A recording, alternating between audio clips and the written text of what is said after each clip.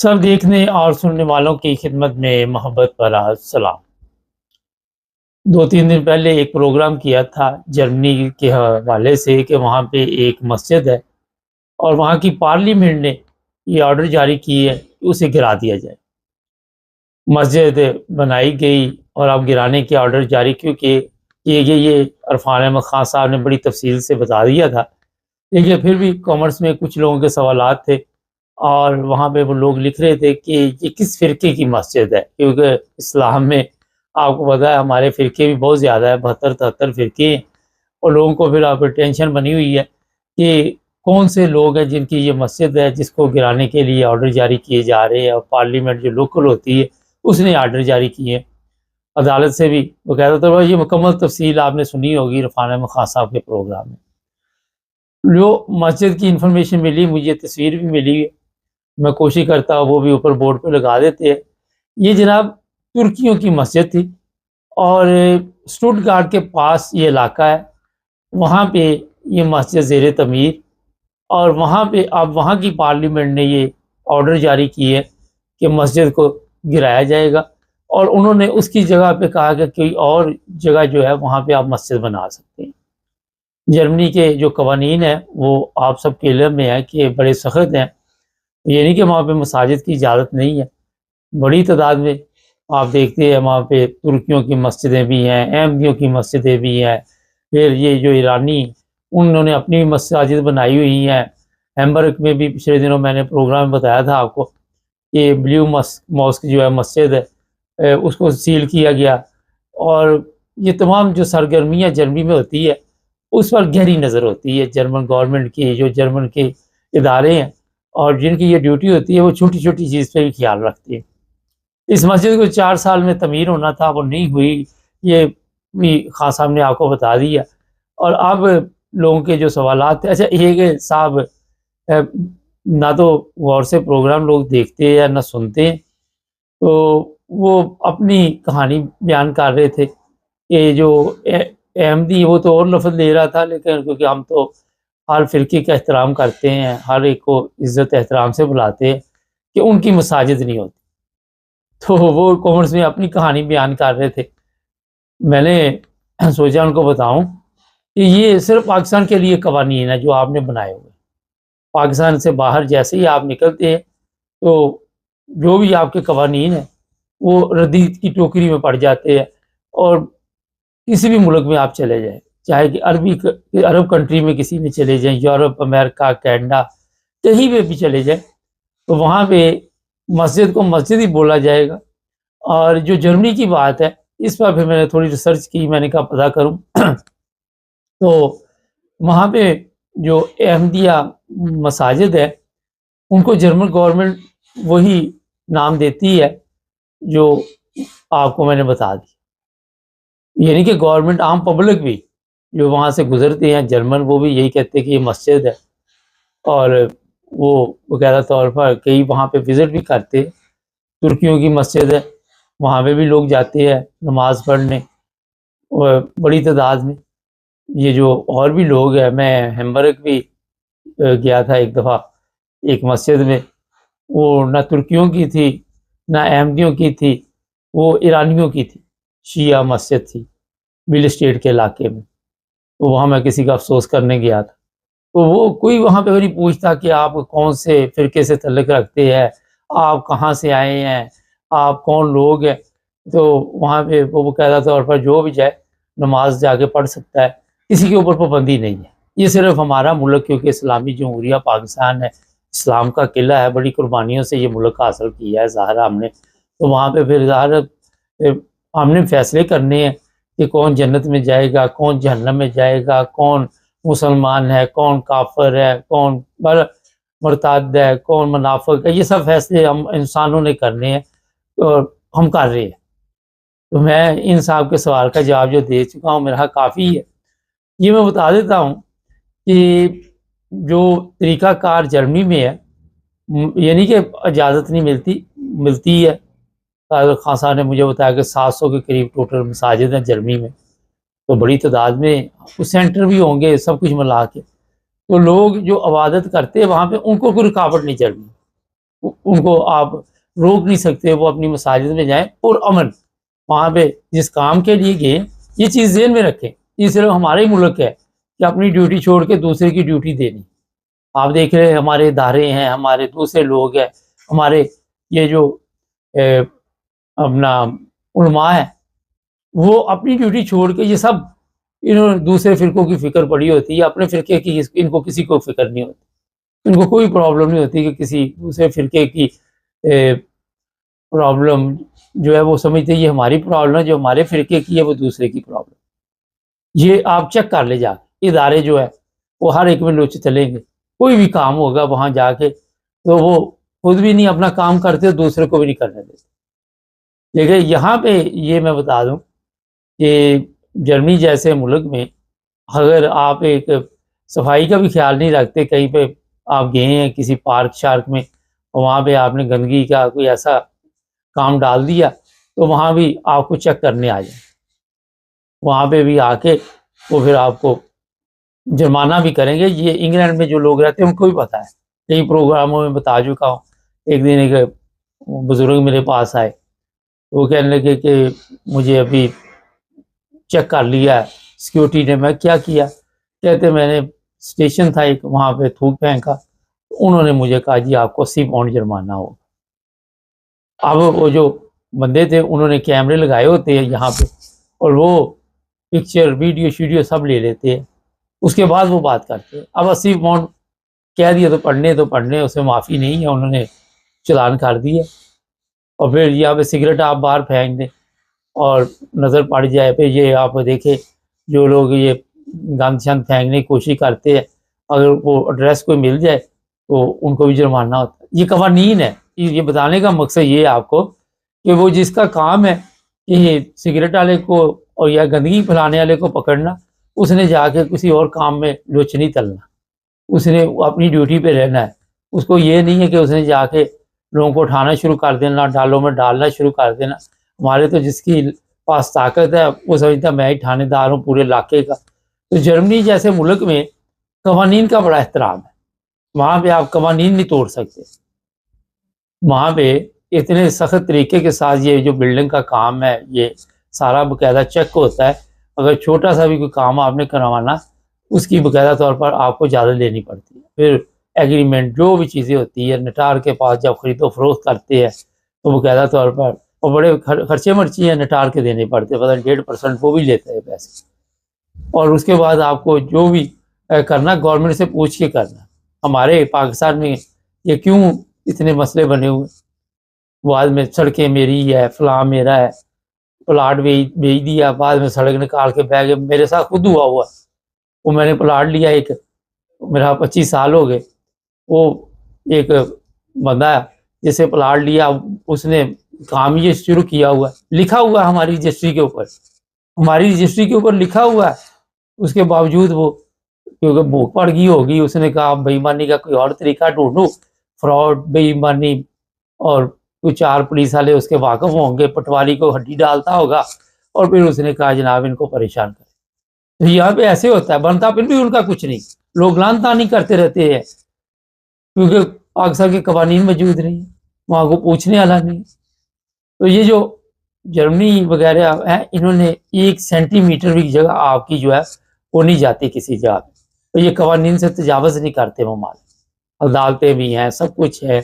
और ये भी बता दूं कि कोई केस अगर आपने अदालत में डाल दिया, फर्ज कर ये मस्जिद क्यों नहीं तमीर हो सकी, चंदा जमा किया जाता है और उसमें या ज़ाहिर है रकम कम हो जाती है, लोग फिर वक़्त पे चंदा नहीं दे पाते और जो मस्जिद है वो फिर इसी तरह बनती है।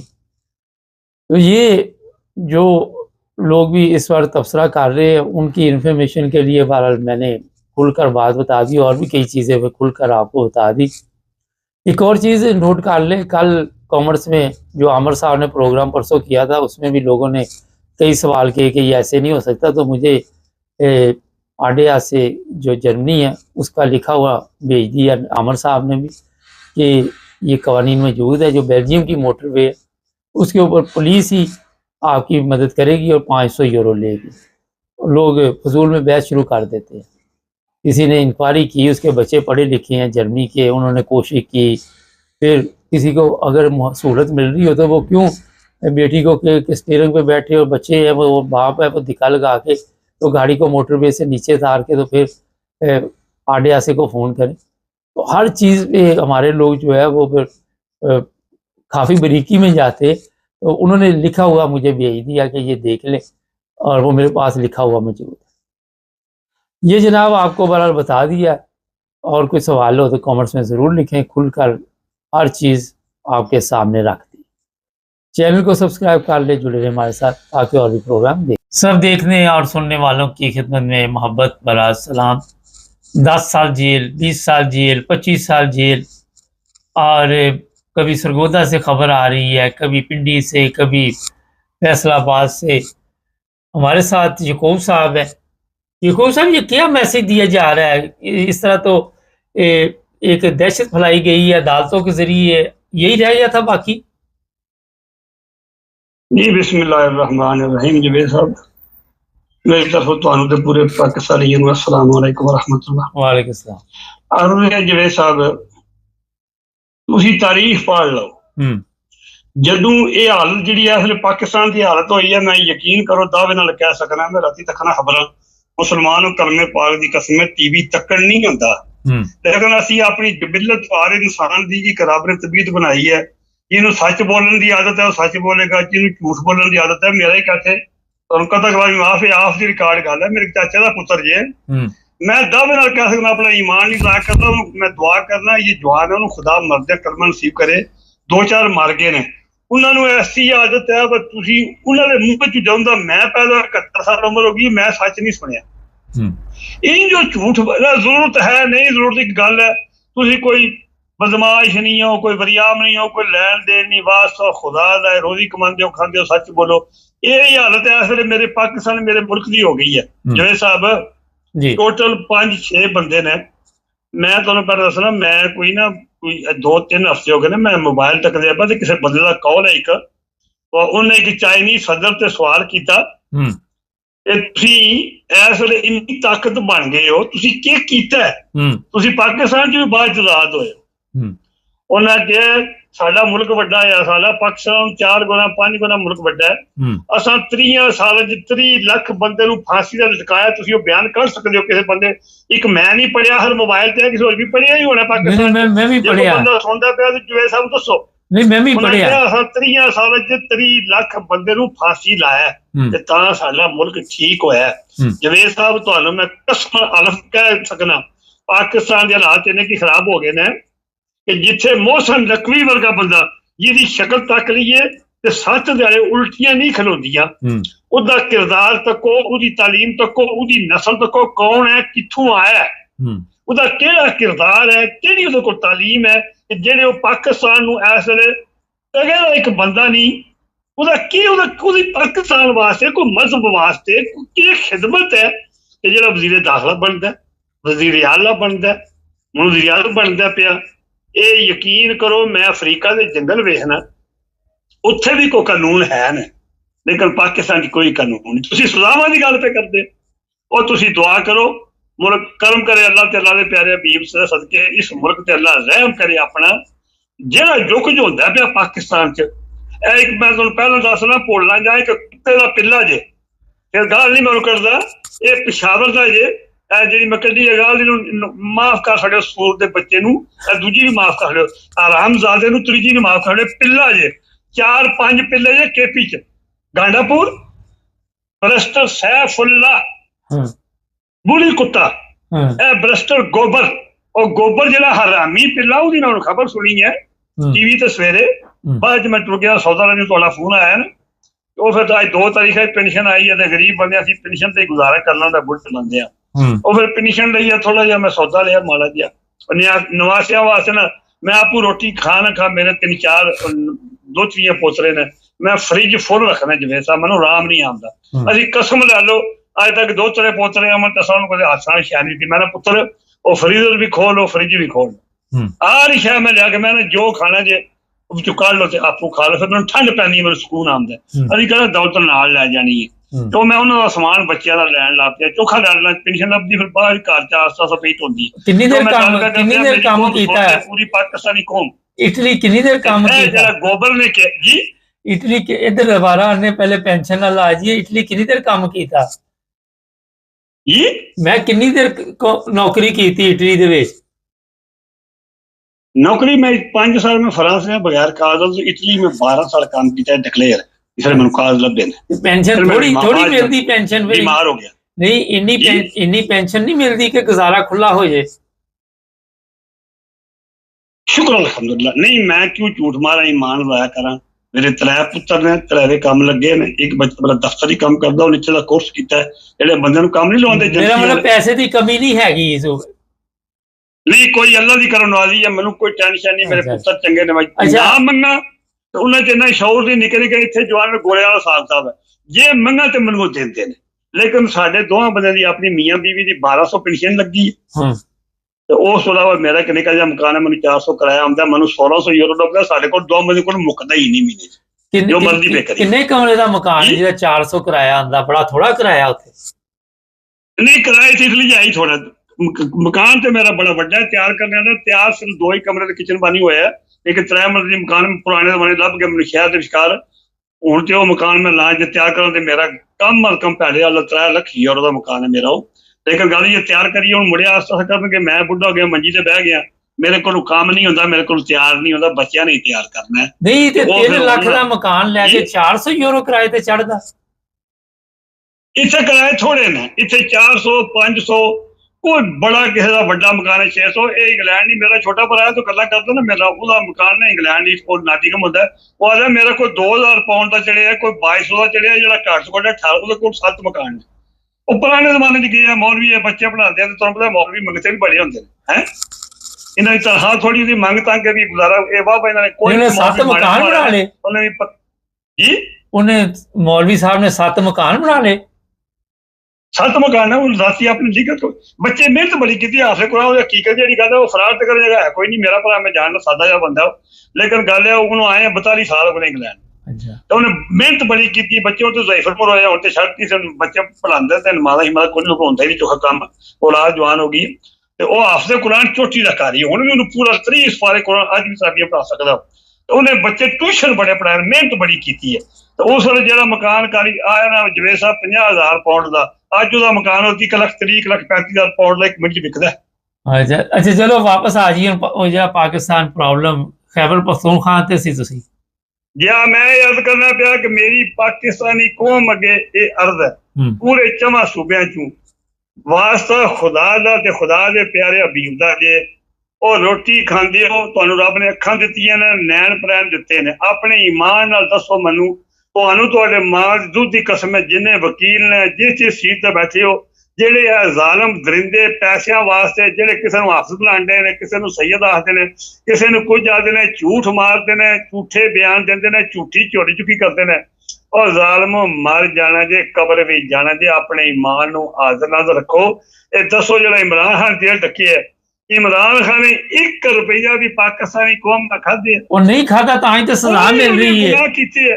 मैं क्या उन्हें नहीं खाता तां ही ते जेल च दिता था, खाधा होंदा ते फिर नहीं सी उन्हें कुछ भी कहना, क्योंकि जिन्ने भी हुकूमत च आए दे ने सब ने खाधा दा ते इकट्ठे बैठे दे ने, जिन्ना खाते है जे बैठे ने, इन्हां चों एक भी बंदा ऐसा नहीं, और रहीम करीम है बख्शने वाला, जेड़ा जन्नत दा आला दर्जा जहन्नम दा उहदे विच ना जानते, इन्हां मुल्क नूं इन्ना की लुट्टे है। ए इन्हां दी आखिरी वार जे इमरान खान रब लंबी जिंदगी दे हिस्से दे, जो मर्जी कर। मेरा तो मैं गल मसला सुनना जिवें साहब शार्ट गल, जिस वेले हज़रत खालिद बिन वलीद दुनिया तो जान लगे ना, जेडे पढ़े लिखे बंदे ने सारे जानते हैं, ते सरकार दे जेडे कोप सारे बंदे ने अपने कट्ठे कर ले, ते उन्हां नूं फरमाया ए देख लो खालिद बिन वलीद दुनिया तो जा रहा है, ते अपने घर अपने बैठ ते तुहाडा ईमान कामल होना चाहिए। ते 10 जंगां मुसलमानां लड़ियां ने, 2 दी सरपरस्ती हजूर पाक ने की, 8 दी मैं की है, और 8 जंगा मैं गरू कमीज ला के लड़ी है। मैं 150-200 कुफार की तौण लाई है, ते मैं दुआ करता रहा, या बारी तआला मैं इस जंग शहीद होगा, मैंने शहादत के रुतबे का बड़ा आला मकाम है, अखा लुटो ते सीधा जन्नत। लेकिन रब नूं मंजूर नहीं है, मैं 8 जंगा लड़ के भी ਅੱਜ ਦੁਨੀਆ ਤੋਂ ਆਪਣੇ ਘਰੋਂ ਜਾ ਰਹੇ ਆ। ਜੇ ਵਧੀਆ ਇਹ ਰੱਬ ਜੇ, ਇਹ ਰੱਬ ਤੁਹਾਡੇ ਸਾਹਮਣੇ ਇੱਕ ਜ਼ਿੰਦਾ ਮੋਹਿਦਾ ਰੱਖਣੇ ਆ। ਔਰ ਜ਼ਾਲਮੋ ਮਿਹਨਤ ਕੀਤਿਆ, ਜਹਾਦ ਕੀਤਿਆ, ਜ਼ਾਲਮਾਂ ਕੋਲੋਂ ਮੁਲਕ ਆਜ਼ਾਦ ਕਰਾਉਂਦੇ, ਮੌਤ ਨਹੀਂ ਹੈ ਆਉਂਦੀ। ਮੈਂ ਜਵੇਦ ਸਾਹਿਬ ਆਪਣੀ ਲੰਮੀ ਨਹੀਂ ਗੱਲ ਕਰਦਾ, ਮੈਂ ਗਰੀਬ ਬਾਪ ਦੀ ਔਲਾਦ ਹਾਂ, ਬੜੇ ਮਸਕੀਨ ਨੇਕ ਦੀ। ਮੈਂ ਬੜੇ ਬੜੇ ਪੰਗੇ ਲਏ ਜੇ ਲੋਕਾਂ ਵਾਸਤੇ, ਆਪਣੇ ਵਾਸਤੇ ਅੱਜ ਤੱਕ ਇੱਕ ਵੀ ਨਹੀਂ ਲਿਆ। ਔਰ ਅੱਲਾ ਦੀ ਕਸਮ ਰੱਬ ਨੇ ਮੈਨੂੰ ਸੁਰਖਰੂ ਕੀਤਾ ਕਿ ਮੈਂ ਸੱਚਾ ਆ। ਮੈਂ ਹਮੇਸ਼ਾ ਮਾੜਿਆਂ ਬੰਦੇ ਦੀ ਮਦਦ ਕੀਤੀ ਹੈ। ਕਿ ਜੇ ਕਿਸੇ ਮਾੜੇ ਨਾਲ ਗੱਲ ਸੁਣੋ, ਉਹ ਤੇ ਠੀਕ ਹੈ ਕੀਤੀ ਤੁਸੀਂ ਮਦਦ, ਤੇ ਮਗਰ ਪਾਕਿਸਤਾਨ ਤੇ ਮਾੜੇ ਬੰਦੇ ਦੀ ਕੋਈ ਹਾਲਤ ਨਹੀਂ ਹੋਣਾ। ਉਹ ਤੇ ਆਪਣਾ ਬੱਚੇ ਵੇਚਣ ਦੇ ਨੇ, ਖੁਦਕੁਸ਼ੀਆਂ ਕਰਨ ਦੇ ਨੇ, ਰੁੜਦੇ ਫਿਰਦੇ ਨੇ, ਉਹਨਾਂ ਦਾ ਕੌਣ ਵਾਲੀ ਵਾਰਿਸ ਹੈ? ਕਿੱਧਰ ਗਈਆਂ ਉਹਨਾਂ ਦੀਆਂ ਦੁਆਵਾਂ? ਇੰਨਾ ਮੌਲ ਮੈਂ ਇਹ ਦੱਸਣਾ ਪਿਆ, ਜਿਸ ਵੇਲੇ ਭੁੱਟੋ ਦੇ ਖਿਲਾਫ ਸ਼ਾਹ ਅਹਿਮਦ ਦੁਰਾਨੀ ਸਾਹਿਬ ਦੇ ਜਲੂਸ ਨਿਕਲਦੇ ਆ ਨਾ ਲਾਹੌਰ ਮਾਲ ਰੋਡ ਤੇ, ਉਸ ਵੇਲੇ ਮੈਂ ਜਵਾਨ ਜੰਗ ਆਇਆ। ਅੱਲਾ ਦੀ ਕਸਮ ਮੈਂ 18 ਦਿਹਾੜੇ ਡਾਂਗਾ ਖਾਂਦਾ ਰਿਹਾ ਪੁਲਿਸ ਦੀਆਂ, ਰਾਤੀ ਟਕੋਰ ਕਰਦਾ ਹੁੰਦੇ ਆ। ਉਸ ਵੇਲੇ ਪੁਲਿਸ ਵਾਲੇ ਚੰਗੇ ਹੁਣ ਡਰਿੰਦੇ ਹੋ ਗਏ ਨੇ, ਉਸ ਵੇਲੇ ਫਾਇਰ ਨਹੀਂ ਕਰਦੇ, ਸਾਡੀ ਟੂਈ ਦੇ ਛੋਟੇ ਮਾਰਦੇ ਹੁੰਦੇ ਨੇ, ਸੰਦੇ ਆ ਸਾਨੂੰ ਹੈ। ਕਦੇ ਇਹ ਜੇ ਗਲਤੀ ਨਾਲ ਕਿਸੇ ਸਿਰ 'ਚ ਲੱਗ ਜਾਏ ਨਾ, ਮੈਂ ਨਹੀਂ ਤੱਕਿਆ ਸਿਰ ਪਾਟਿਆ ਜ਼ਿਆਦਾ, ਸਾਡੇ ਕੰਡੀ ਜੀ ਲੱਤਾਂ ਤੇ ਪਿੱਛ ਤੇ ਮਾਰਦੇ ਵਾ ਨੱਸ ਜਾਓ। ਹੁਣ ਪੁਲਿਸ ਜ਼ਾਲਮ ਹੋ ਗਈ, ਦਰਿੰਦੇ ਹੋ ਗਏ ਨੇ। ਹੁਣ ਇਹਨਾਂ ਕੰਜਰ ਦੇ ਬੱਚੇ ਗੋਲੀਆਂ ਸਿੱਧੀਆਂ ਲੋਕਾਂ ਦੀ ਆਵਾਮ ਨੂੰ। ਉਸ ਵੇਲੇ ਪੁਲਿਸ ਐਡੀ ਜ਼ਾਲਮ ਨਹੀਂ ਹੈ। ਇਹ ਮੈਂ ਗੱਲ ਕਰਨਾ ਪਿਆ ਅੱਜ ਤੂੰ ਪੁੱਟੋ ਦੌਰ ਦੀ ਗੱਲ ਕਰਨਾ ਪਿਆ। ਤੁਹਾਨੂੰ ਪਤਾ ਫਿਰ ਕਿੰਨਾ ਟਾਈਮ ਲੰਘ ਗਿਆ, ਹੁਣ ਜ਼ਾਲਮ ਹੋ ਗਏ, ਦਰਿੰਦੇ ਹੋ ਗਏ ਨੇ। ਤੇ ਮੈਂ ਜਵੇਦ ਸਾਹਿਬ ਇਹ ਯਾਦ ਕਰਨਾ ਪੂਰੀ ਕੌਮ ਅੱਗੇ, ਨਹੀਂ ਮਹਿੰਗਾਈ ਹੋਈ ਹੈ, ਮਹਿੰਗਾਈ ਹੋਈ ਹੈ, ਉਹ ਤੇ ਹੁਣ ਕੋਈ ਬੋਲਦਾ ਹੀ ਨਹੀਂ ਪਿਆ। ਉਹ ਤੁਸੀਂ ਮਹਿੰਗਾਈ ਦੀ ਜਵੇਦ ਸਾਹਿਬ ਗੱਲ ਕਰਦੇ ਹੋ, ਮੈਂ ਖਬਰਾਂ ਸੁਣ ਲਾ, ਮੈਂ ਦੋ ਵਾਰੇ ਰੋਣ ਲੱਗ ਪਿਆ। ਕਸਮ ਪੈਦਾ ਕਰਨ ਵਾਲੀ ਤੱਕੋ ਤੱਕੀ ਮੇਰੇ ਬਦੋ ਬਦੀ ਅਥਰੂ ਨਿਕਲ ਆਏ ਨੇ। ਉਹ ਇੱਕ ਗਰੀਬ ਬੰਦਾ ਰਖਿਆਬੰਦ ਹੈ, ਉਹ ਮਹੀਨੇ 'ਚ 15-20 ਹਜ਼ਾਰ ਦੀ ਚੌਕੀਦਾਰ ਹੀ ਕਰਦਾ ਹੈ, ਉਹਦੇ ਘਰ 66,000 ਬਿੱਲ ਆ ਜਾਂਦਾ ਹੈ। ਇਹ ਕੋਈ ਵਾਲਾ ਬੰਦਾ ਹੈ, ਉਹਦਾ ਪਤਾ ਨਹੀਂ 40 ਕੇ 35 ਹਜ਼ਾਰ ਦਾ ਬਿੱਲ ਆਇਆ। ਗਰੀਬ ਬੰਦਾ, ਉਹਦੇ ਕੋਲ ਬਿੱਲ ਨਹੀਂ ਦੇਣ ਵਾਲਾ, ਮੀਟਰ ਲਾ ਕੇ ਲੈ ਗਏ ਨੇ। ਉਹਦਾ ਪੁੱਤਰ ਨੇ ਖੁਦਕਸ਼ੀ ਕਰ ਲਈ ਹੈ ਤੇ ਕੋਈ ਬੰਦਾ ਉਹਦੇ ਪਿਓ ਨੂੰ ਜਾ ਕੇ ਪੁਲਿਸ ਸਟੇਸ਼ਨ ਛੁਡਾ ਕੇ ਨਹੀਂ ਲਿਆਉਂਦਾ। ਔਰ ਜ਼ਾਲਮੋ ਕੋਈ ਤੇ ਸੋਚੋ, ਉਹ ਚਲੋ ਜਿਹੜੇ ਉੱਤੇ ਬੈਠੇ ਨੇ ਉਹ ਤੇ ਦਜਾਲ ਨੇ। ਤੁਹਾਡਾ ਭਤੀਜਾ ਵੀ ਨਹੀਂ ਬੋਲਿਆ। ਔਰ ਜਦੋਂ ਇਮਰਾਨ ਖਾਨ ਦੀ ਗਵਰਨਮੈਂਟ ਸੀ ਉਦੋਂ ਤੇ ਉਹਨੂੰ ਰੋਜ਼ ਪਤਾ ਲੱਗ ਜਾਂਦਾ ਤੇਲ ਮਹਿੰਗਾ ਹੋ ਗਿਆ, ਪੈਟਰੋਲ ਮਹਿੰਗਾ ਹੋ ਗਿਆ, ਰੋਟੀ ਮਹਿੰਗੀ ਹੋ ਗਈ। ਉਹ ਕਿੱਥੇ ਸੌਂ ਗਿਆ ਜਿਹੜਾ ਸਾਧ ਰਿਜ਼ਵੀ ਤੁਹਾਡਾ ਭਤੀਜਾ? ਉਹ ਕਿਉਂ ਨਹੀਂ ਬਿਆਨ ਦੇਣ ਡਿਆ? ਉਹ ਇੱਕ ਮੇਰਾ ਭਤੀਜਾ ਨਹੀਂ ਜੇ, ਇਹੋ ਜਿਹੇ 50 ਉਹਨੂੰ ਤੇ ਮੈਂ ਉਹਦੀ ਇੱਜ਼ਤ ਕਰਦਾ, ਉਹਦੇ ਬਾਪ ਤੇ ਮੈਨੂੰ ਤਾਂ ਪਤਲੀਆਂ ਕਹਿੰਦਾ। ਲੇਕਿਨ ਜਿਹੜੇ ਦੂਜੇ ਨੇ ਸਾਰਿਆਂ ਨੂੰ, ਇਹਨਾਂ ਨੂੰ ਮੈਂ ਦਜਾਲ ਦੇ ਸਾਰੇ ਕਹਿੰਦਾ। ਇਹ ਮੌਲਵੀ ਨਹੀਂ, ਇਹ ਉਲਮਾਏ ਕਰਾਮ ਦੇ ਨਾਂ ਤੇ ਬਦਨਮਾਜ਼ ਦਾ ਇੱਕ ਮੌਲਵੀ ਬੋਲਦਾ ਪਿਆ। ਜੇ ਤੇ ਦੂਜੇ ਬੋਲਣ, ਮੇਰਾ ਭਤਰੀਆ ਨਾ ਬੋਲੇ ਤੇ ਮੈਂ ਅੱਲਾ ਦੀ ਕਸਮ ਫੋਨ ਕਰਕੇ ਮੈਨੂੰ ਲਾਣ ਤਾਣ ਕਰਾਂ, ਜ਼ਾਲਮਾ ਕਿੱਧਰ ਗਿਆ ਦਰਿੰਦੇ ਆ, ਉਹ ਚਾਬੀਆਂ ਦੇ ਖਿਡਾਉਣੇ ਆ। ਲੇਕਿਨ ਸਾਰੇ ਜੋ ਕੀ ਕਰੀਏ, ਕਿਹਨੂੰ ਕਰੀਏ? ਨਹੀਂ ਉਹ ਤੇ ਕਹਿੰਦੇ ਅਸੀਂ ਮੌਲਵੀ ਕੋਣੀ, ਉਹ ਤੇ ਕਹਿੰਦੇ ਉਹਦੇ ਪਾਕਿਸਤਾਨ 'ਚ ਮੌਲਵੀ ਜਵੇਦ ਸਾਹਿਬ ਕੋਣੀ ਜੇ ਮੌਲਵੀ ਹੋਣ ਤੇ 5-6 ਜਿਹੜੇ ਬੰਦੇ ਨੇ ਟੋਟਲ ਕੁੱਲੋਮ ਪੂਰੇ ਪਾਕਿਸਤਾਨ ਨੂੰ ਤਬਾਹ ਤੇ ਕਰਦੇ, ਖੁਦਾ ਪਾਕ ਦੀ ਕਸਮ। ਤੇ ਜੇ ਕੌਮ ਮੈਂ ਹੁਣ ਅਰਜ਼ ਜਿਹੜੀ ਕਰਨੀ ਹੈ ਅੱਜ ਤੁਹਾਡੇ ਕੇ ਪਹਿਲਾਂ ਮੈਂ ਗੱਲ ਕਰਨਾ, ਫਿਰ ਨਹੀਂ ਯਾਦ ਆਉਂਦੀ। ਤੁਹਾਡਾ ਟਾਈਮ ਜਿਹੜਾ ਉਹ ਮੁਨਾਸਬ ਜਿਹਾ ਹੁੰਦਾ ਤੇ ਫਾਲਤੂ ਟਾਈਮ ਨਹੀਂ। ਮੈਂ ਅੱਜ ਇੱਕ ਅਪੀਲ ਹੀ ਕਰਨੀ ਹੈ ਆਪਣੀ ਕੌਮ ਅੱਗੇ, ਨਿਕਲੋ ਆਪਣੇ ਬਾਪ ਦੇ, ਨਿਕਲੋ ਮੁਹੱਬੇ ਵਤਨੋਂ, ਨਿਕਲੋ। ਇਮਰਾਨ ਖਾਨ ਨੂੰ ਛੱਡ ਦਿਓ, ਉਹਦਾ ਖੁਦਾ ਵਾਰਸ ਹੈ, ਉਹਨੇ ਜੰਨਤ ਖਰੀਦ ਲਈ ਹੈ, ਉਹਨੇ ਆਪਣਾ ਹੱਕ ਅਦਾ ਕਰ ਛੜਿਆ। ਉਹਨੇ ਜੋ ਕੁਝ ਅਰਬਪਤੀ ਬੰਦਾ ਕੋਈ ਸ਼ਹਿਜ਼ਾਦਾ ਪੂਰੀ ਦੁਨੀਆ ਦਾ, ਉਹਨੇ ਜਿਗਰ ਕੱਟ ਕੇ ਜ਼ੁਲਮ ਸਹਿ ਕੇ ਦੱਸਿਆ ਕਿ ਮੋਮਨ ਇਹੋ ਜਿਹੇ ਹੁੰਦੇ, ਉਹ ਜਨਤੀ ਜੇ। ਤੁਸੀਂ ਜ਼ਾਲਮੋ ਇਮਰਾਨ ਖਾਨ ਵਾਸਤੇ ਨਾ ਨਿਕਲੋ, ਉਹਦਾ ਅੱਲਾ ਵਾਰਸ ਹੈ, ਉਹ ਨਿਕਲ ਆਵੇਗਾ। ਤੁਸੀਂ ਆਪਣੇ ਬੱਚਿਆਂ ਵਾਸਤੇ, ਆਪਣੇ ਮੁਲਕ ਵਾਸਤੇ 5 ਨੂੰ ਇੰਜ ਬਾਹਰ ਨਿਕਲੋ। ਜਿਹੜਾ ਸਵੇਰੇ ਉਹ ਗੋਬਰ ਬਗੈਰਤ ਦਾ ਬੱਚਾ, ਪਿਸ਼ਾਬ ਦਾ ਕੁੱਤਾ, ਹਰਾਮੀ ਪਿਆਰਿਆ, ਖਾਲੀ ਇੱਕ ਦਿਨ ਵਾਸਤੇ ਨਹੀਂ ਨਿਕਲਣਾ। ਇਹ ਇੱਕ ਦਿਨ 5 ਨਾ ਆਵੇ ਪਾਕਿਸਤਾਨ ਦੀ ਆਕਮਤ ਸਵਾਰਨ ਵਾਸਤੇ, ਮੁਲਕ ਬਚਾਉਣ ਵਾਸਤੇ, ਗਰੀਬਾਂ ਨੂੰ ਬਚਾਉਣ ਵਾਸਤੇ, ਪਾਕਿਸਤਾਨ 5 ਕਰੋੜ ਦੀ ਆਵਾਮ ਦੀ ਇੱਜ਼ਤ, ਸਕੂਨ, ਜ਼ਿੰਦਗੀ ਬਚਾਉਣ ਵਾਸਤੇ ਇਹ ਆਖਰੀ ਦਿਨ ਹੋਣਾ ਚਾਹੀਦਾ। 5 ਨੂੰ ਨਿਕਲੋ ਤੇ ਘਰ ਨਹੀਂ ਜਾਣਾ, ਰੋਟੀਆਂ ਪਕਾ ਕੇ, ਸਮਾਨ ਲੈ ਕੇ, ਬੱਚੇ ਨਾਲ ਕੇ ਪੂਰੇ ਮੁਲਕ ਦੇ 에ਅਰਪੋਰਟ ਜਾਮ ਕਰਦੇ। ਚਲੋ ਠੀਕ ਹੈ, ਵੈਸੇ ਤੁਹਾਡਾ ਮੁਲਕ ਬਚਾਓ, ਵਰਨਾ ਇਹ ਯਾਦ ਰੱਖਿਓ ਅਗਰ ਤੁਸੀਂ ਬਾਹਰ ਨਾ। ਇਮਰਾਨ ਖਾਨ ਨੇ ਜੋ ਕਰਨੇ ਆ ਉਹਨੇ ਜਵੇਦ ਸਾਹਿਬ ਕਰ ਛੜਿਆ, ਰਿਕਾਰਡ ਕਾਇਮ ਕਰ ਛੜਿਆ। ਉਹ ਜਲਦੀ ਹੈ, ਅੱਲਾ ਦੀ ਕਸਮ, ਆਪਣੀ ਔਲਾਦ ਦੀ ਕਿਸਮਤ ਸਵਾਰ ਚਲਿਆ। ਉਹਨੇ ਦੱਸਿਆ ਜੇ ਈਮਾਨ ਹਾਜ਼ਰ ਹੋਵੇ ਤੇ ਇਹੋ ਜਿਹੇ ਜਿਹੜੇ ਨਾਜ਼ੁਕ ਜੰਮਦਾ ਸ਼ਹਜ਼ਾਦਿਆਂ ਵਾਂਗੂ ਪੜਿਆ, ਸ਼ਹਜ਼ਾਦਿਆਂ ਵਾਂਗੂ ਪੜਿਆ, ਸ਼ਹਜ਼ਾਦਿਆਂ ਵਰਗੀ ਜ਼ਿੰਦਗੀ ਚਾਹੁੰਦਾ, ਸਾਰੀ ਜ਼ਿੰਦਗੀ ਜਹਾਜ਼ਾਂ ਦਾ ਗੁਜ਼ਾਰਦਾ। ਲੇਕਿਨ ਇਸ ਕੌਮ ਪਿੱਛੇ और कौम का काम है इमरान खान ने तुहाडे वास्ते हक अदा किया, तुहाडा काम है इमरान खान वास्ते भी ते अपनियां नस्लां वास्ते, वरना जेडे 5-6 बंदे बैठे जे ये तुहाडियां नस्लां दा खुदा पे करदे जे। ये याद रखो। चलो बहुत हो गया, एक मस्कीन जिहा बंदा, आम जिहा बंदा जे, ये मेरी अर्ज सुन लो, अपने वास्ते बाहर निकलो। बहुत शुक्रिया। मैनू कह लो दवाई पान दी, मैं बीमार बंदा, मैं मरने ते गया कि 2 बारी कोमे च बाहर है, मेरी जान नहीं है जवेद साहब मर्जी है उच्चा बोलने दी, मैं अल्लाह की कसम मजबूर हाँ, मैं नहीं खूब बोल ही सकना, बोल तो सही ना कि कल मर गई हूं है। बिल्कुल। चलो अल्लाह ताला तुहानू लंबी जिंदगी दे, सेहत ताली जिंदगी दे। बहुत शुक्रिया। दुआ करियो मेरे वास्ते, मेरे बच्चों वास्ते, मैं तुहाडे बच्चों वास्ते करांगे। अल्लाह ताला मेरे मुल्क दे रहम करे, मेरे वास्ते दुआ करियो। अस्सलाम वालेकुम व रहमतुल्लाहि व बरकातहू। याकूब साहब जज्बाती हैं बहुत, ज़ाहिर गुस्सा भी आ जाता है, बीमार भी है ना। हमारे जो फील्ड मार्शल साहब जाने वाले नहीं?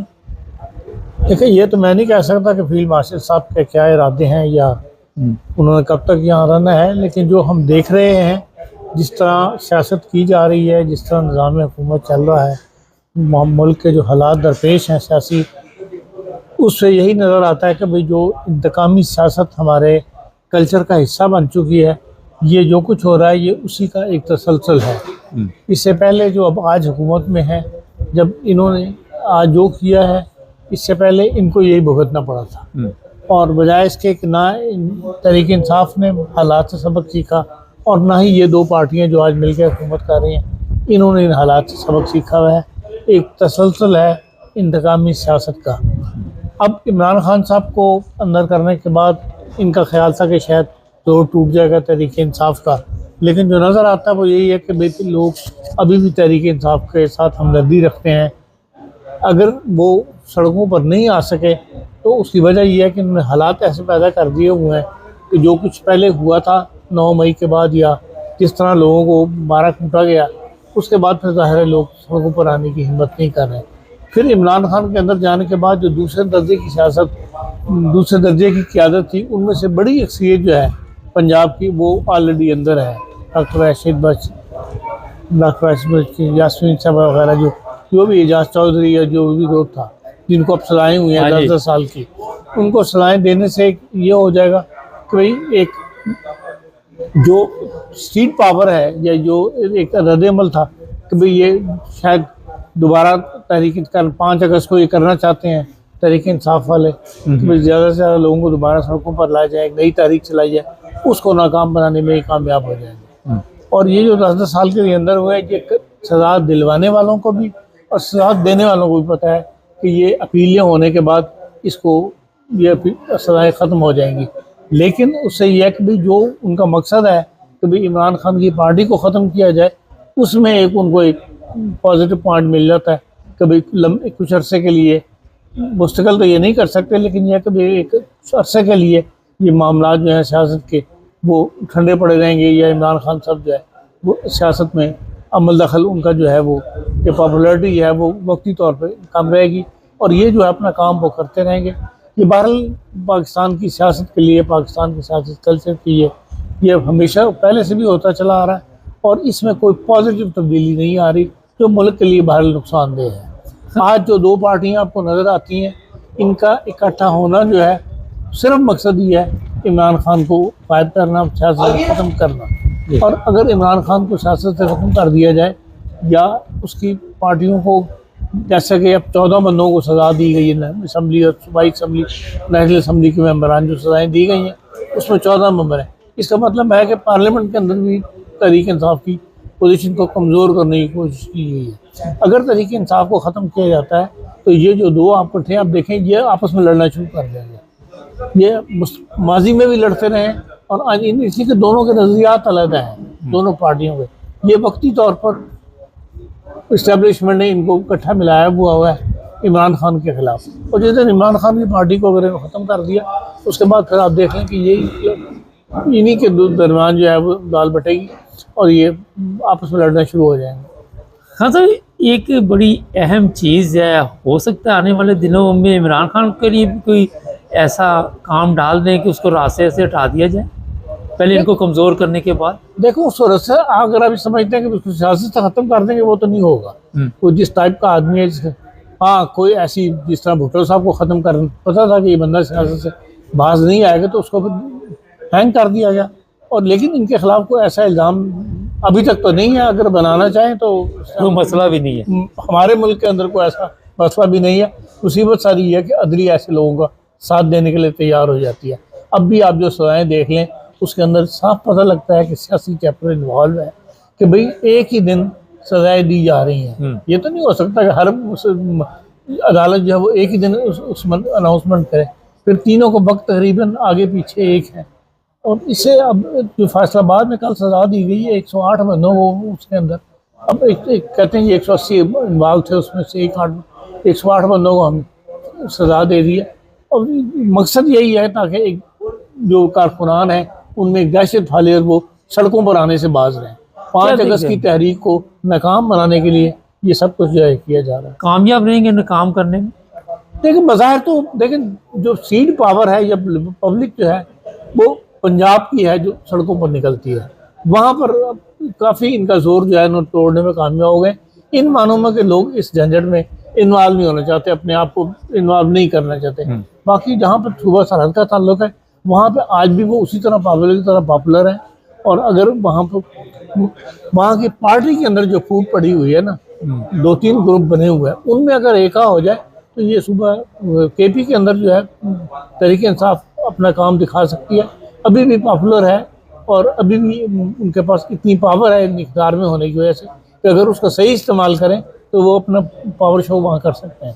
हाँ सर, थोड़ा सा आ जाए। कल मैंने प्रोग्राम किया ब्यूरो चीफ पाकिस्तान, उन्होंने बताया कि लड़का लड़की को फिर कत्ल किया गया, क्रिश्चियन थे वो और मसीह बरादरी से तल्लुक़ था, और उनके घर को आग लगा दी गई और वहाँ पे वो बच्चियों का जहेज़ भी जला दिया गया। तो कॉमर्स में लोगों ने लिखा कि अगर उन्होंने लफाज इस्तेमाल किए थे तो उसका ये मतलब तो नहीं कि वो चर्च जला दें और उनके घरों को आग लगा दें। कोई पूछने वाला क्यों नहीं वहाँ? लेकिन ये हुकूमत की कमज़ोरी है ना, हुकूमत का काम है। एक तो इनको फौरी तौर पर अगर कोई ऐसा वाक़या होता है तो उनको प्रोटेक्शन देनी चाहिए। फौरी तौर पे हुकूमत के जो इदारे हैं उनको हरकत में आ जाना चाहिए कि पता है कि किस किस जगह पर अब हमला होगा। इनको सब इतलात होती हैं, इनके पास सारी इंफॉर्मेशन होती है, लेकिन ये इस मामलों में इन्वॉल्व नहीं होना चाहते। जो मुसलमान लाहौर के या पंजाब के हैं उनको हुकूमत नाराज़ नहीं करना चाहती, क्योंकि वोट बैंक उन्हीं का है। और अपने इक़्तिदार की खातर जो है ये फिर जो अक़लियतें हैं या कमज़ोर तबक़ात हैं उनको ये भीड़ चढ़ा देते हैं। नहीं तो यहाँ पे आप ये भी बताएं कि जो वहाँ पे यूरोपियन एम्बेसीज वगैरह हैं वहाँ पे क्यों नहीं ये लोग रब्ता कायम करते, या वहाँ पे जो आपके वो जो इंसानी हकूक़ की तंजीमें हैं वो भी कोई मदद नहीं करती? देखिए, इंसानी हकूक़ की तंजीमों के पास पावर तो नहीं है ना, वो एहतजाज ही कर सकते हैं, वो करते हैं, उन्हीं के दम से ये चीज़ें बाहर आ जाती हैं। तो बहुत सारे वाक़यात हैं जो छोटे गाँव वगैरह में होते हैं, वो बहुत दिनों के बाद वाक़यात बाद में बाहर आते हैं। ये तंजीमें कम से कम इन वाक़यात की छानबीन करती हैं, वहाँ पहुँचती हैं, उन वाक़यात को निकाल के पब्लिक को बताती हैं कि देखो ये जुल्म पाकिस्तान के अंदर हो रहा है। ये कम से कम इंटरनेशनल लेवल तक वो आवाज़ जाती है। वो बाहर की हुकूमतें जो हैं वो बहरहाल प्रेशराइज करती हैं, वैसे अपने उनको लिखती हैं हुकूमतों को कि हाँ ये जुल्म हो रहा है। लेकिन ये कि ये जुल्म खाली पाकिस्तान में नहीं हो रहा, पूरी दुनिया में। जो आप उनकी रिपोर्ट पढ़ें जो चर्च वालों की है, वो हर महीने हर हफ्ते निकालते हैं सर्कुलर सा, जिसमें बताते हैं किस किस मुल्क के अंदर ईसाई दुनिया के साथ जो है वो जुल्म हुआ। उनमें पाकिस्तान भी शामिल होता है, लेकिन ऐसा दूसरे मुल्कों में भी नहीं हो रहा है, लेकिन होना कहीं भी नहीं चाहिए। और हुकूमत पाकिस्तान को हमारा जो होता है वो सिर्फ बात वहाँ तक महदूद नहीं रहती, बल्कि वो जलाओ घराओ और आग लगाने के तक वहाँ तक चली जाती है, क्योंकि बाकी दूसरों मुल्कों में शायद ऐसा इस हद तक नहीं जाती। तो उसको रोकना हुकूमत का काम है, लेकिन ये जिम्मेदारी हुकूमत कभी भी पूरी नहीं की। नहीं तो आपके ख्याल में ये चलता रहेगा ऐसे? अभी तक तो ऐसे हम देख रहे हैं कि ऐसे ही चल रहा है। हम तो ये चाहते हैं कि भाई ये ना हो या ना बढ़ने पाए, लेकिन यह है कि कोई ऐसी हुकूमत जब तक पंजाब के अंदर, मैं समझता हूँ इस्लाम पसंदों की हुकूमत है या मुस्लिम लीग की हुकूमत है, उस वक्त तक तो ये मामला बढ़ते ही रहेंगे। चलें, बहुत शुक्रिया खान साहब, आपने जाना भी है, मैंने कहा आपको टाइम पे फारग कर दें। बहुत नाज़रीन, हमारे चैनल को सब्सक्राइब करें, जुड़े रहें हमारे साथ ताकि और भी प्रोग्राम देखते रहें। सब देखने और सुनने वालों की खिदमत में मोहब्बत भरा सलाम। एक वीडियो आजकल सोशल मीडिया पे चल रही है, हमारे पास भी मौजूद है, लेकिन हम माजरत चाहते हैं क्योंकि वो हम दिखा नहीं सकते, कॉपीराइट्स का इशू है। और मैं कोशिश करूँगा कि वो तस्वीरें जो है वो ऊपर बोर्ड पे लिखवा दे, थंब पे। जो हुआ वाकया थोड़ा सा वो बता देते हैं कि एक मुसाफिर है और उसने बकायदा तौर पर पता चल रहा है कि वो मुसलमान है, टोपी वगैरह पहनी हुई है सर पे, और अचानक उसको घबराहट हो जाती है। घबराहट होते ही वो थोड़ा सा नर्वस हो जाता है, कुछ शोर शराबा हल्का सा करता है। तो जो वहाँ का अमला होता है जहाज़ के अंदर, एयर होस्टेस वगैरह, वो फौरी तौर पर उसकी मदद के लिए पहुँचती है और लोग भी जो होते हैं वो देखना शुरू कर देते हैं। तो एक मुसाफिर पास खड़ा है, अब उसका ना लेना ना देना, ना कोई बात ना चीत, उसने उसको थप्पड़ रसीद कर दी। जो घबराहट का शिकार मुसाफिर था उसके मुंह में थप्पड़ मार दी। लेकिन जो बात आज के प्रोग्राम में बताने वाली है कि ऐसे कम अक्ल लोग जो होते हैं उनको जिस तरह वहाँ पे उसका इलाज लोगों ने किया, वो ये किया कि आपको किसने कहा कि इसके ऊपर हाथ आप उठाओ, तो आपको कहाँ से ये जुर्रत हुई। अब ये जो वीडियो है इससे मुझे लग रहा है कि इंडिया का प्लेन है ये, और इस पर फिर सब लोगों ने एहतजाज किया कि इस बंदे ने ज़्यादती की है और इसको इजाज़त नहीं थी इस चीज़ की। जब वहाँ पे अमला मौजूद था, एयर होस्टेस जो थी वो भी खफा हुई। और नॉर्मल अगर आप यूरोप जैसे मुल्क में इस तरह किसी के ऊपर, या यूरोप प्लेन में, या आप किसी के ऊपर हाथ उठा देते हैं तो आपके ऊपर केस भी होता है और आपको प्लेन से उतार भी दिया जाता है। आप पता नहीं इसको उतारा गया या नहीं उतारा गया, और वो अथॉरिटी जो जहाज़ के अमले के पास है, शायद आपको इल्म होना चाहिए कि वो अगर कि इस मुसाफिर को हम नहीं लेके जाएंगे तो आप कुछ भी नहीं कर सकते वहाँ, ना आपकी पुलिस कर सकती है, ना कोई धारा कर सकता है। अगर अमले ने कह दिया, पायलट ने कह दिया कि मैं इस मुसाफिर को नहीं लेके जाऊंगा तो नहीं लेके जाए। आए दिन इस तरह के वाक़यात प्लेन में आप वीडियो पे नज़र आते हैं। किसी ने सामान की वजह से लड़ाई शुरू कर दी, किसी को किसी कंधा लग गया तो लड़ाई शुरू कर दी, कोई किसी तरह का ड्रामा कर रहा होता है, कोई किसी तरह का तो आज मैंने सोचा आपको बता दें कि जब भी सफ़र करें, अगर कोई ऐसा वक़्त आ जाए तो उसकी मदद करें, और ये नहीं कि उसके ऊपर आप खुद भी हाथ उठाना शुरू कर दें। और जो चीज़ें सामने आई हैं, क्योंकि ये मुसलमान था, जो हाथ उठाने वाला शायद वो किसी दूसरे मज़हब से तल्लुक़ रखता था और उसने अपनी नफ़रत का इज़हार किया, लेकिन लोगों ने उसकी जो ये नफ़रत थी उसको कुचल के रख दिया। बाद में हो सकता है, बस अगर हमारे जैसे मुल्क में तो आपको पता है ताकतवर जो है उसका कुछ भी नहीं आप बिगाड़ सकते, वो हाथ क्या जो मर्ज़ी आपके ऊपर उठाता फिरे, आपके ऊपर जितना मर्ज़ी तशद्दुद करे। इंडिया के भी ऐसे के हालात हैं। तो ये तो एयरलाइन वालों को वहाँ चाहिए था कि फौरी तौर पर इसे नीचे उतारते, इस पर केस बनाते, कहते हम इसको लेके नहीं जाएंगे। लेना ना देना, अगर उसने घबराहट में शोर डाल दिया तो आपको क्या हक हासिल है। ये चीज़ें मैं आपको इसलिए बताता हूँ कि हमारे जो मुसलमान हैं उन्हें भी बड़ी एहतियात करनी चाहिए। एक दिन मैं देख रहा था वो नमाज़ पढ़ रहे हैं, लोग डिस्टर्ब है, एयर होस्टेस खड़ी है वहाँ पे, एयर होस्टेस से जो है वो परेशान है कि ये नमाज ख़त्म करे। यहाँ पे इन चीज़ों का ख्याल रखना चाहिए। ये जो मज़हब इस्लाम है, आप अपनी सीट पे बैठ के भी नमाज अदा कर सकते हैं, और तरीका भी यही है, क्योंकि आपने हालात के मुताबिक इबादत करनी है। ये कोई तरीका नहीं है कि आपने लोगों को डिस्टर्ब करना, लोगों के लिए मुश्किल पैदा करनी की और अपनी इबादत करनी। पहले सबसे इंसानों के लिए आसानी होनी चाहिए। तो ये जो इस्लाम उलमा ने आपको बताया, वो मेरे ख्याल में आप लोग समझ नहीं सके, क्योंकि उन्होंने जो बताया वो है ही तरीक़ेकार गलत। ये रस्म रिवाज आप देख रहे जो भी है पाकिस्तान में, ये जो हिंदुओं की है वो हावी है हमारे ऊपर, और जो मौलवियों का इस्लाम है वो आप सबके इल्म है। तो जहाँ भी सफ़र करें वहाँ के जो कवानीन है उसका एहतराम करें। आपके ज़हन में होता है कि प्लेन की टिकट ले ली तो पता नहीं अब्बा जी का प्लेन हो गया, ऐसी बात नहीं है। वहाँ भी आपने देखा जो अमला होता है वो कितने प्यार मोहब्बत के साथ आपके साथ सलूक उनका होता है, बड़े सुकून के साथ। उनका तरीक़ाकार दूसरे लोगों से मुख्तलिफ होता है बातचीत करने का अखलाकी तौर। तो हमारे जो एशियन है, ख़ासकर गोरे भी लड़ पड़ते हैं वैसे तो, मगर हमें तो अपने लोगों से दिलचस्पी है। उन्हें इन चीज़ों का ख्याल रखना चाहिए। जब भी सफ़र करें किसी के साथ लड़ाई झगड़ा ना करें।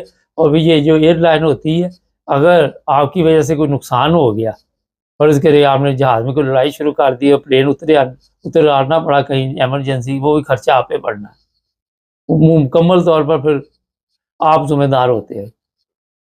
कोई ऐसी गलती सफ़र में नहीं करनी चाहिए, कोई ऐसा कदम नहीं उठाना चाहिए जिसकी वजह से लोगों के लिए मुश्किल पैदा हो।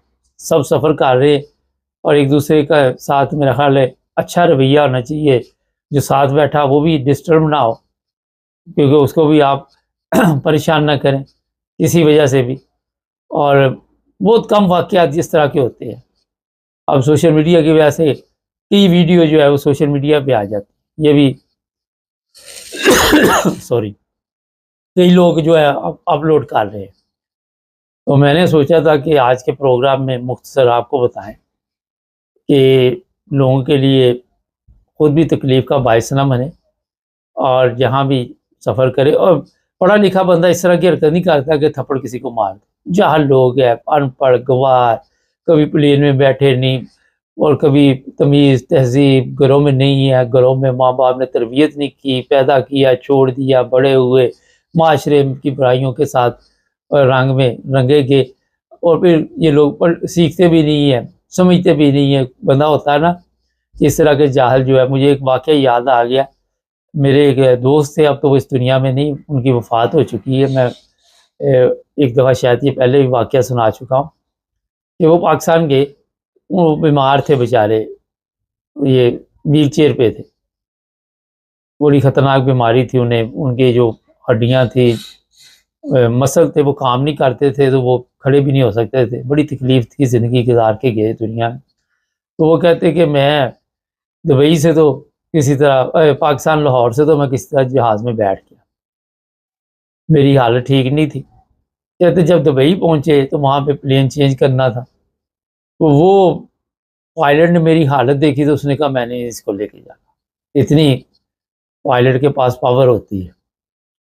वो कहते मैं बड़ा परेशान हुआ, क्या मैं क्या करूँगा, मैं किधर जाऊँगा, ना पीछे ना आगे, जर्मनी में रहते थे। तो वो कहते मैंने फिर वहाँ पायलट की मिन्नतें की, फिर कहते मेरे आंसू निकल आए और मैंने बड़ी मिन्नतें उसकी करने के बाद वो उसको राज़ी किया कि मुझे ले जाओ, मैं कोई तकलीफ़ नहीं दूँगा, मैं आराम से बैठा रहूँगा सारे रास्ते, मैं हिलूँगा भी नहीं। साथ में रहा उनकी वाइफ थी या कोई था रिश्तेदार। तो वो फिर पायलट उनको लेके आया और वो यहाँ पे जब मुझे मिले तो कहते यार मैं तो इतना परेशान हो गया था कि जब उसने कहा कि मैं तो आपको अपने साथ नहीं लेके जा सकते, हम जहाज़ में हमें कोई प्रॉब्लम हो सकती है या आपको होगी तो हमारा सफ़र ख़राब हो जाएगा, ये हो जाएगा, वो हो जाएगा। फिर अल्लाह ने किसी तरह उस पायलट के दिल में कोई रहम डाल दिया और वो मुझे ले आए। तो इस तरह होता है वहाँ पे। जो भी मैं भी इधर से जा रहा था लंदन से हैम्बर्ग एक दफ़ा, तो एक बंदा था, अचानक उसकी तबीयत ख़राब हो गई, शायद कोई हार्ट का मसला हुआ। फ़ौरन अमले ने वहाँ पे अनाउंसमेंट की कोई डॉक्टर मौजूद है, तो वो आए फ़ौरी तौर पे। तो वो डॉक्टर थे 2-3 उसमें, उन्होंने बड़ा फ़ौरी तौर पे जो भी हेल्पफुल की। लेकिन सफ़र हमारा जारी रहा। जैसे ही जहाज़ हैम्बर्ग उतरा तो वहाँ पे एम्बुलेंस पहले खड़ी थी और हमें उन्होंने कहा कि आप वेट करें, सबसे पहले हम इसको लेके जाएंगे।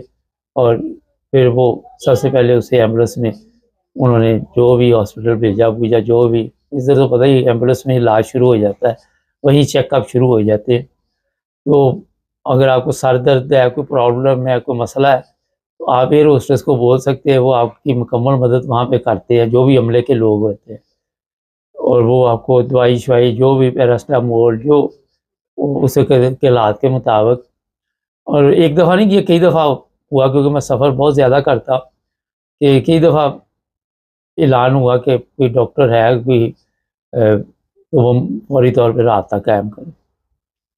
मुझे याद है एक दफ़ा हम दुबई गए, तो दुबई से पाकिस्तान जाना था। मैं ये वाक़यात फिर थोड़े से बता देता होता हूँ ताकि आपको किसी न किसी को किसी रंग में फ़ायदा हो। तो जो बस थी वहाँ से चेंज किया प्लेन, यहाँ से तो बड़ा अच्छा गया, वहाँ से आगे तंग सीटें। तो वो बस में हमें आधा घंटा, तो लोगों की तबीयत ख़राब हो गई, लोगों ने शोर डाल दिया।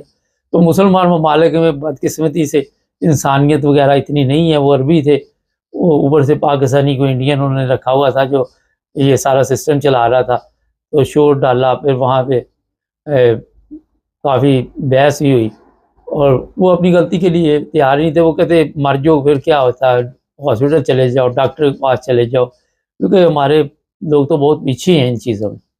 ये आधा घंटा पहले बस लाने की क्या ज़रूरत है, वहाँ पे सांस बंद होगी, ना एयर कंडीशन चल रहे, ना बात ना चीत। तो ये जितने भी लोग वहाँ पे काम करते हैं इमारात में इधर उधर, तो अल्लाह ही हाफ़िज़ है उनका। एयरलाइन तो अच्छी ही है, मगर वो जो एयरपोर्ट पे होते हैं इधर से उधर बंदे पहुँचाने, वो मैंने अक्सर देखा है वो इंडियन पाकिस्तानी होते हैं। तो बस क्या कहें, चैनल को सब्सक्राइब कर ले, जुड़े रहे हमारे साथ ताकि और भी प्रोग्राम